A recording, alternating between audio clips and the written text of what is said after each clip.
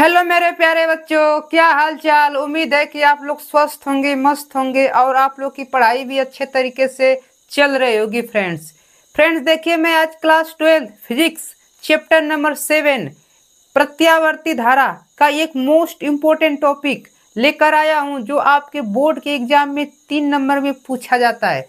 तो फ्रेंड्स देखिए, मैं आज आपको इतनी इजी में बताऊंगा जो आपको कहीं पर ऐसा आपको इजी में नहीं मिल सकता है। फ्रेंड्स देखिए, बहुत इजी शब्दों का प्रयोग करके इसे हम आप क्या करेंगे, सिद्ध करेंगे, देखेंगे। तो देखिए फ्रेंड्स, जो आपका है वो आप लोगों का क्या है, उसको ध्यानपूर्वक देख लेते हैं। जरा देखिए क्या है। तो देखना है क्या कि प्रत्यावर्ती धारा का वर्ग माध्य मूल मान क्या होता है। जो प्रत्यावर्ती धारा का वर्ग माध्य मूल मान क्या होता है, तो सबसे पहले हम लोग देख लेते हैं कि प्रत्यावर्ती धारा क्या होती है। ठीक है, तो प्रत्यावर्ती धारा क्या होती है उसको हम लोग क्या करेंगे, बहुत ही आसान तरीके से क्या करेंगे, देख लेंगे। देखिए, प्रत्यावर्ती धारा ऐसी धारा होती है जिसका दिशा निरंतर समय के साथ क्या होती है, बदलती रहती है। उसे हम लोग क्या कहते हैं, प्रत्यावर्ती धारा कहते हैं। जिसकी दिशा क्या होती है, समय के साथ निरंतर बदलती है, उसे क्या कहते हैं, प्रत्यावर्ती धारा कहते हैं। जैसे देख लीजिए,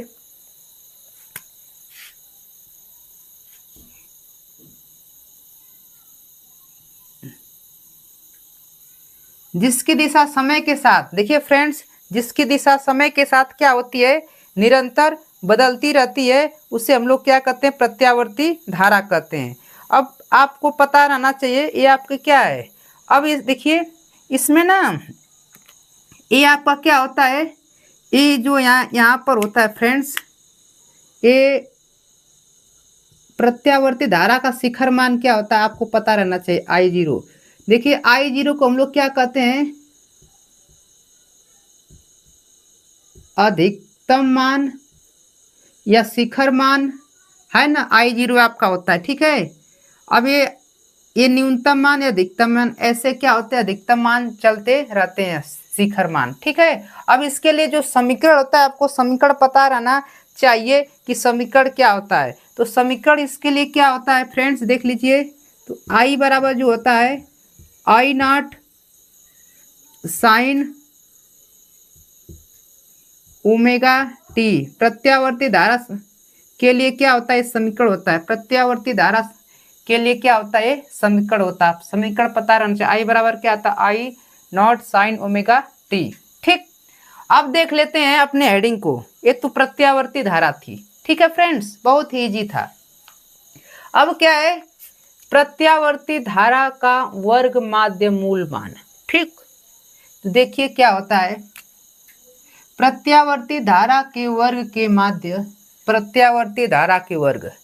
अब देखिए, प्रत्यावर्ती धारा के वर्ग देखिए क्या होता है, आपको पता रहना चाहिए। इसको क्या लिखते हैं, IRMS बराबर क्या होता है, IRMS बराबर क्या होता है, तो प्रत्यावर्ती धारा। ठीक, प्रत्यावर्ती धारा, ठीक है। क्या कर रहा है, प्रत्यावर्ती धारा के वर्ग, प्रत्यावर्ती धारा के वर्ग के माध्य, बार लगा देंगे, माध्य के मूल, मूल मतलब कड़ी, ठीक है, के मूल को प्रत्यावर्ती धारा का वर्ग माध्य मूल मान कहते हैं। फ्रेंड्स यही आपका क्या होता है, प्रत्यावर्ती धारा वर्गमूल माध्य के लिए होता है। फ्रेंड्स कितना इजी है ना। आपको एकदम इजी शब्दों में क्या किए फ्रेंड्स, बता दिए, ठीक है। तो आप लोग समझे ना, क्या था कि प्रत्यावर्ती धारा के वर्ग के माध्य मूल मान को प्रत्यावर्ती धारा का वर्ग माध्य मूल मान कहते हैं। IRMS बराबर क्या होता है, रूट में अंडर रूट में I² बार होता है, ठीक है फ्रेंड्स। तो चलिए आगे देख लेते हैं। तो फ्रेंड्स देखिए, इसके आगे हम लोग क्या करते हैं, देख लेते हैं। बहुत ही आसान है। क्या है कि प्रत्यावर्ती धारा के वर्ग माध्य मूल मान तथा शिखर मान में संबंध, ठीक है। इसको हम लोग क्या करेंगे, बहुत ही आसान भाषा में देखेंगे, ठीक है। तो देखिए क्या होता है, IRMS बराबर हमने क्या पढ़ा, रूट में क्या I बार का स्क्वायर। ठीक, यही ना हमने देखा। अब चूंकि आप लोग ये भी जानते हैं, चूंकि क्या जानते हैं, देखिए धारा के शिखर मान के लिए फार्मूला क्या होता है, चूंकि आप लोग जानते हैं कि I बराबर जो होता है क्या होता है, I not sine omega T, है ना। प्रत्यावर्ती धारा के लिए ये मान होता है। I0 क्या होती है, प्रत्यावर्ती धारा का शिखर मान होता है। अब देखिए क्या करेंगे, इसको यहाँ पर I का मान यहाँ से यहाँ पर क्या कर देंगे, रख देंगे। तो IRMS बराबर जो आपका निकलेगा, क्या निकलेगा जरा देखिए, तो क्या होगा I नॉट, ठीक, यहाँ पर रखेंगे ना I का मान, ये पूरा I का मान है, तो साइन ओमेगा टी। ठीक है फ्रेंड्स, अब पूरे पे बार का होल स्क्वायर हो जाएगा। ठीक, किसी को डाउट? अब देखिए इसको ऐसे लिखेंगे, IRMS बराबर क्या होगा जरा देख लीजिए। इसको अलग अलग स्क्वायर के फॉर्म में लिख देते हैं। जैसे स्क्वायर के फॉर्म में लिखेंगे बार क्या हो जाएगा, खत्म। ऐसे लिखेंगे I नॉट का square sine square omega T. अब आपको एक फार्मूला पता होगा, आप लोग पढ़े होंगे, क्योंकि आप लोग एक फार्मूला पढ़े हैं। क्या फार्मूला पढ़े हैं कि cos 2 थीटा बराबर जो आपका होता है formula 1 minus 2 sine square theta ना, पढ़े हैं फ्रेंड्स। अब देखो इसको क्या करेंगे, यहाँ से हमको साइन स्क्वायर थीटा का वैल्यू निकालना है और यहाँ पर रखेंगे। उस 1 को इधर भेजिए, जब 1 को इधर भेजेंगे तो क्या हो जाएगा देखिए, तो जब 1 को क्या करेंगे इधर भेजेंगे तो आपका हो जाएगा 1 माइनस cos 2 थीटा बराबर 2 साइन स्क्वायर थीटा। 2 को इधर भेजिए तो साइन स्क्वायर थीटा बराबर क्या हो जाएगा 1 माइनस cos 2 थीटा अपान 2, है ना। अब साइन स्क्वायर थीटा बराबर जो है आप पूरा ये आपका क्या है, ओमेगा टी आपका समझे क्या है, थीटा है। तो साइन स्क्वायर थीटा बराबर क्या लिख सकते हैं, 1 minus cos square 2 theta upon 2। तो चलिए इसको क्या करते हैं हम लोग फ्रेंड्स, पुटअप करते हैं। तो I root means value IRMS बराबर क्या होगा, मान को पुटअप करते हैं I नॉट का स्क्वायर। अब देखिए क्या होगा, रखते हैं मान, तो जब मान रखेंगे तो क्या होगा 1 माइनस cos 2 और थीटा की वैल्यू क्या है ओमेगा टी, क्या है ओमेगा टी अपान क्या हो जाएगा 2 हो जाएगा, है ना।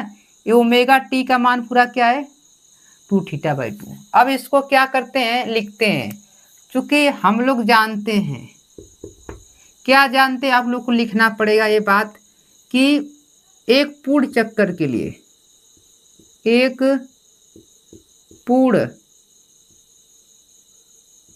चक्कर के लिए, एक पूर्ण चक्कर के लिए क्या होता है, cos 2 ओमेगा टी बराबर क्या होता है, 0 होता है।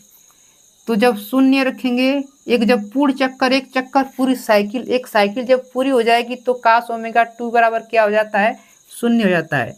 तो क्या निकलेगा IRMS क्या होगा, ये आपका क्या हो जाएगा I नॉट का स्क्वायर, ये पूरा क्या हो जाएगा 0, तो इसके भी बटा 1/2, इसके भी 1/2, तो क्या बच जाएगा आपका 1/2 माइनस 0, यही ना होगा।